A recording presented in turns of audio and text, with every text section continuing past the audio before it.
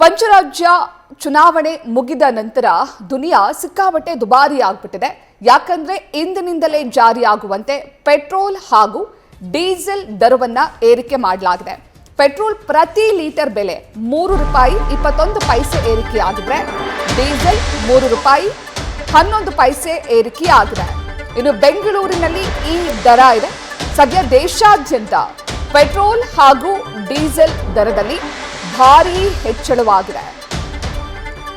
ಪಂಚರಾಜ್ಯಗಳ ಚುನಾವಣೆ ಮುಗಿದು ಫಲಿತಾಂಶವೂ ಪ್ರಕಟವಾಗಿ ಸುಮಾರು 12-13 ದಿನಗಳಾಗಿದೆ ಅಷ್ಟೇ.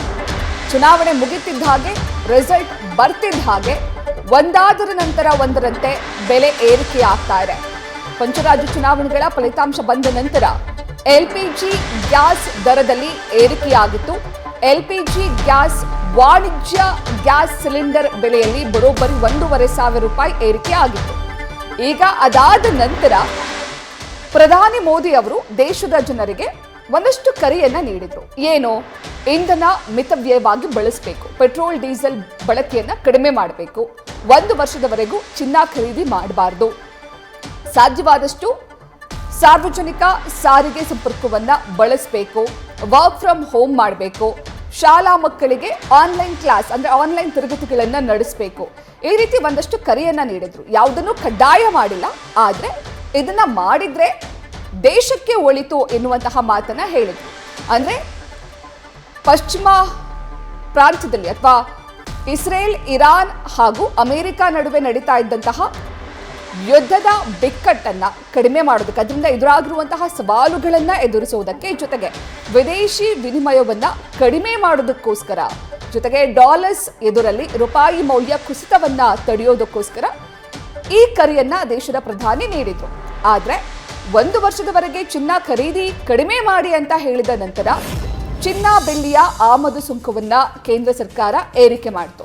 ಸುಮಾರು 6% ಇದ್ದಂತಹ ಚಿನ್ನ ಬೆಳ್ಳಿ ಆಮದು ಸುಂಕವನ್ನ 15%ಗೆ ಏರಿಕೆ ಮಾಡಿತು. ಅಂದ್ರೆ ಈಗ ಚಿನ್ನ ಹಾಗೂ ಬೆಳ್ಳಿ ಕೂಡ ದುಬಾರಿ ಆಗಿದೆ. ಇನ್ನು ಮುಂದಿನ ವಾರಗಳಲ್ಲಿ ಚಿನ್ನ ಬೆಳ್ಳಿಯ ಮೂಲ ದರ ಕೂಡ ಏರಿಕೆ ಆಗುತ್ತೆ ಅಂತ ಹೇಳಲಾಗ್ತಾ ಇದೆ. ಇದರ ಬೆನ್ನಲ್ಲೇ ಇವತ್ತು ಪೆಟ್ರೋಲ್ ಹಾಗೂ ಡೀಸೆಲ್ ದರವನ್ನ ಕೂಡ ಕೇಂದ್ರ ಸರ್ಕಾರ ಹೆಚ್ಚಳ ಮಾಡಿದೆ. ನಿನ್ನೆಯೇ ಅಂದಾಜಿಸಲಾಗಿತ್ತು ಇಂದಿನಿಂದ ಪೆಟ್ರೋಲ್ ಹಾಗೂ ಡೀಸೆಲ್ ದರ ಹೆಚ್ಚ ಆಗುತ್ತೆ ಅಂತ. ಅದೇ ರೀತಿ ಇವತ್ತು ಬೆಳ್ಳಂಬೆಳಗ್ಗೆ ವಾಹನ ಸವಾರರಿಗೆ ಕೇಂದ್ರ ಸರ್ಕಾರ ಶಾಕಿಂಗ್ ಸುದ್ದಿಯನ್ನ ನೀಡಿದೆ.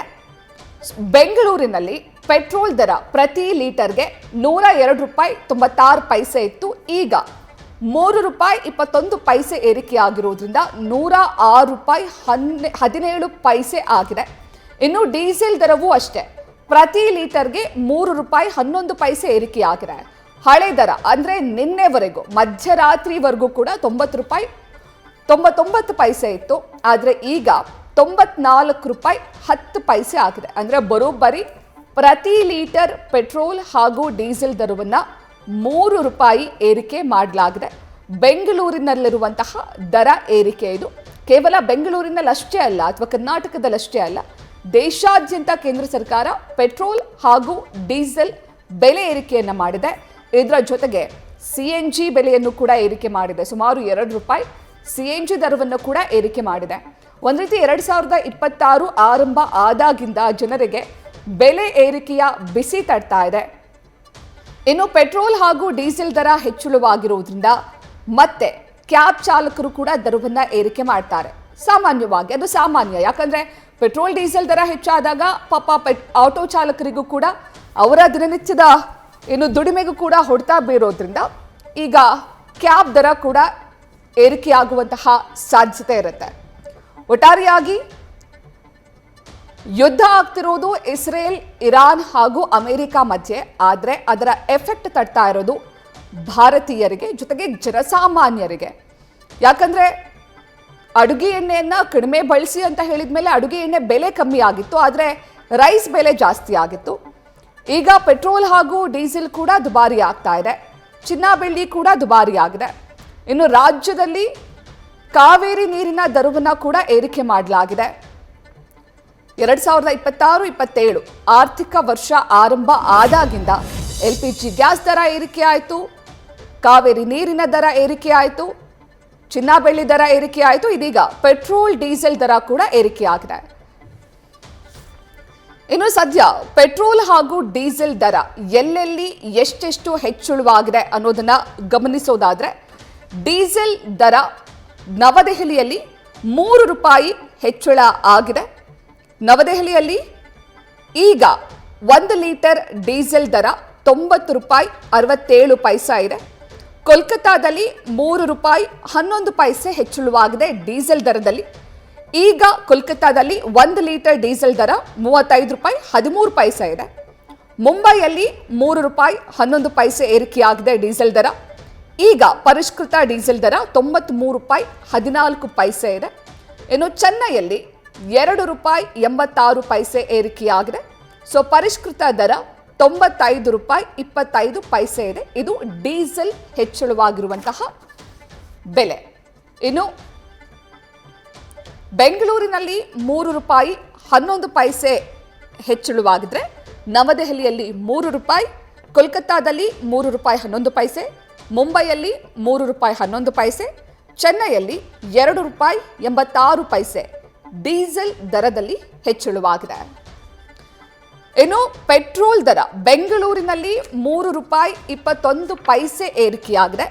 ಅದೇ ರೀತಿ ನವದೆಹಲಿಯಲ್ಲಿ ಪ್ರತಿ ಲೀಟರ್ ಪೆಟ್ರೋಲ್ ದರ ₹3 ಹೆಚ್ಚಳವಾಗಿದೆ. ಈಗ ಪರಿಷ್ಕೃತ ಪೆಟ್ರೋಲ್ ದರ 1 ಲೀಟರ್ಗೆ ನವದೆಹಲಿಯಲ್ಲಿ $97.77 ಇದೆ. ಕೋಲ್ಕತ್ತಾದಲ್ಲಿ ₹3.29 ಹೆಚ್ಚಳವಾಗಿದೆ ಪೆಟ್ರೋಲ್ ದರ. ಹಾಗಾಗಿ ಈಗ ಕೋಲ್ಕತ್ತಾದಲ್ಲಿ ಪ್ರತಿ ಲೀಟರ್ ಪೆಟ್ರೋಲ್ ದರ $108.74 ಇದೆ. ಮುಂಬೈಯಲ್ಲಿ $3.14 ಹೆಚ್ಚಳವಾಗಿದೆ ಪೆಟ್ರೋಲ್ ದರ. ಹಾಗಾಗಿ ಈಗ 1 ಲೀಟರ್ ಪೆಟ್ರೋಲ್ ದರ ಮುಂಬೈಯಲ್ಲಿ $106.68 ಇದೆ. ಚೆನ್ನೈಯಲ್ಲಿ $2.83 ಹೆಚ್ಚಳವಾಗಿದ್ದು ಪ್ರತಿ ಲೀಟರ್ ಪೆಟ್ರೋಲ್ ಇಂದಿನಿಂದ ಚೆನ್ನೈಯಲ್ಲಿ $103.67 ಇದೆ.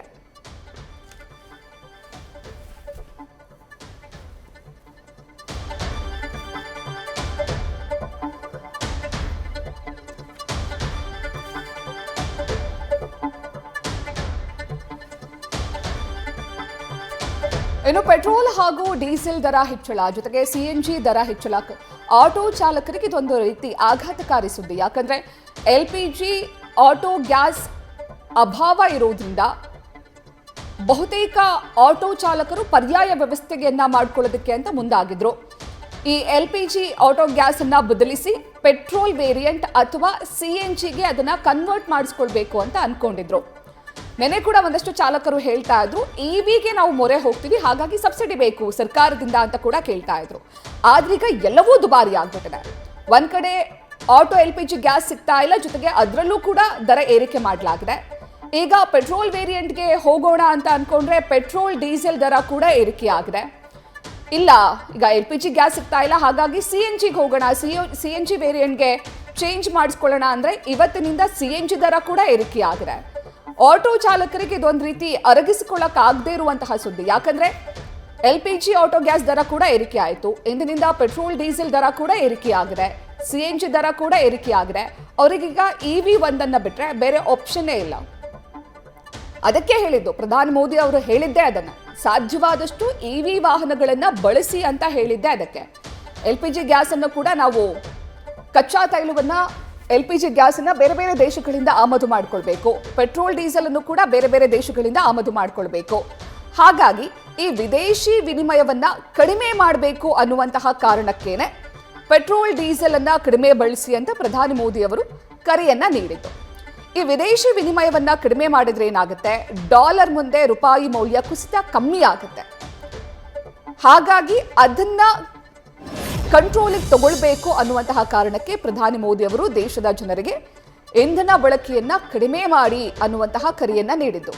ಸಾರ್ವಜನಿಕ ಸಾರಿಗೆಯನ್ನ ಬಳಸಿ, ಸಾಧ್ಯವಾದಷ್ಟು ವರ್ಕ್ ಫ್ರಮ್ ಹೋಮ್ ಮಾಡಿ. ಅಂದ್ರೆ ಕೋವಿಡ್-19 ಸಂದರ್ಭದಲ್ಲಿ ಹಾಗೂ ಲಾಕ್ಡೌನ್ ಸಂದರ್ಭದಲ್ಲಿ ಏನಿತ್ತಲ್ಲ ಸಿಚುವೇಶನ್, ಅಂದ್ರೆ ಬಹುತೇಕ ಕಂಪನಿಗಳು ವರ್ಕ್ ಫ್ರಮ್ ಹೋಮ್ ಮೊರೆ ಹೋಗಿದ್ವು, ಜೊತೆಗೆ ಆನ್ಲೈನ್ ತರಗತಿಗಳು ನಡೀತಾ ಇತ್ತು. ಅದೇ ರೀತಿ ಈಗಲೂ ಕೂಡ ಪಾಲಿಸಬೇಕು ಅನ್ನುವಂತಹ ಕರೆಯನ್ನ ಪ್ರಧಾನಿ ಮೋದಿ ಅವರು ನೀಡಿದ್ರು. ಇವಾಗ ಹೆಚ್ಚಿನ ಮಾಹಿತಿಯನ್ನ ನೀಡ್ತಾರೆ ನಮ್ಮ ಪ್ರತಿನಿಧಿ ಸವಿತಾ. ಪ್ರಧಾನಿ ಮೋದಿ ಅವರು ಇಂಧನ ಮಿತವ್ಯಯ ಮಾಡಿ ಅಂತ ಹೇಳಿದ್ರು, ಇಂಧನ ಬಳಕೆಯನ್ನ ಕಡಿಮೆ ಮಾಡಿ ಅಂತ ಹೇಳಿದ್ರು, ಆದ್ರೆ ಕಡ್ಡಾಯ ಮಾಡಿರ್ಲಿಲ್ಲ. ಆದ್ರೀಗ ಪೆಟ್ರೋಲ್ ಡೀಸೆಲ್ ದರವನ್ನ ಏರಿಕೆ ಮಾಡಿ ಇಂಡೈರೆಕ್ಟ್ ಆಗಿ ಇಂಧನ ಬಳಕೆಯನ್ನ ಕಡಿಮೆ ಮಾಡುವಂತ ಸಂದೇಶ ನೀಡ್ತಿದ್ದಾರಾ?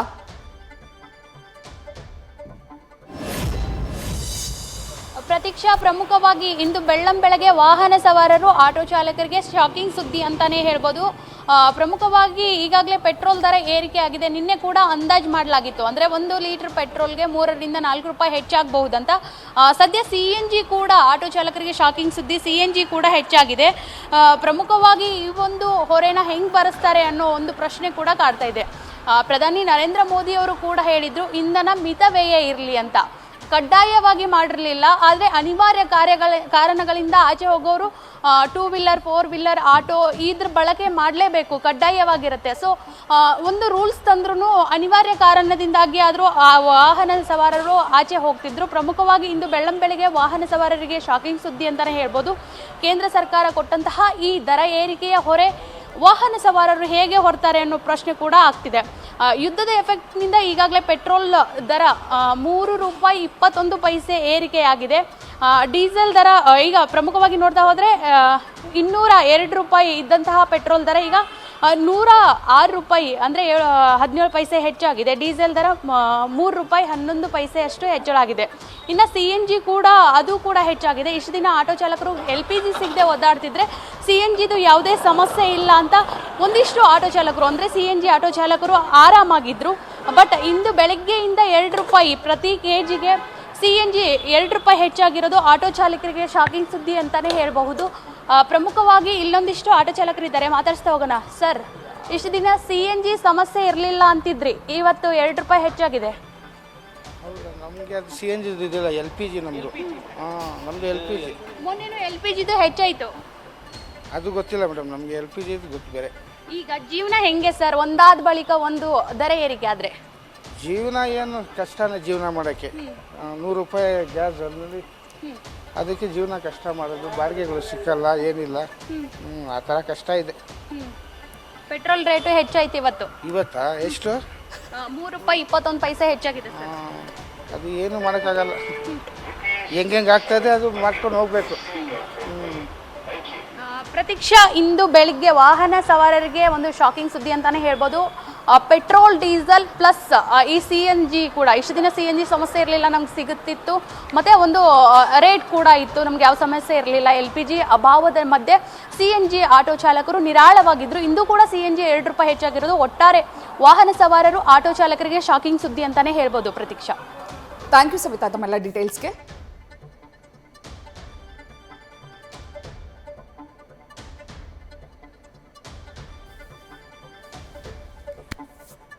ಇವತ್ತು ಬೆಳ್ಳಂಬೆಳಗ್ಗೆ ಕೇಂದ್ರ ಸರ್ಕಾರ ವಾಹನ ಸವಾರರಿಗೆ ಶಾಕಿಂಗ್ ಸುದ್ದಿಯನ್ನ ಕೊಟ್ಟಿದೆ. ಪೆಟ್ರೋಲ್ ಹಾಗೂ ಡೀಸೆಲ್ ದರದಲ್ಲಿ ಏರಿಕೆ ಕಂಡಿದೆ.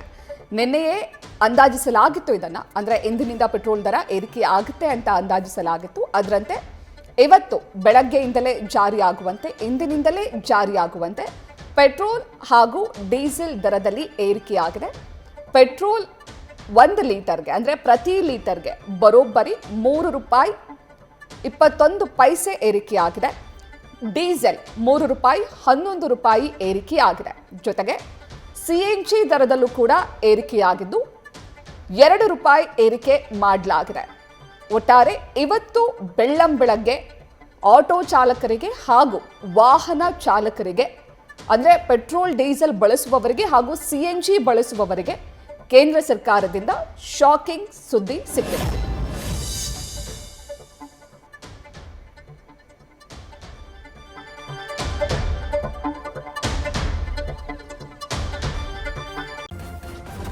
ನ್ಯೂಸ್ ಫಸ್ಟ್, ನಿರ್ಭೀತಿಯಿಂದ ನಿಮ್ಮ ಪರವಾಗಿ.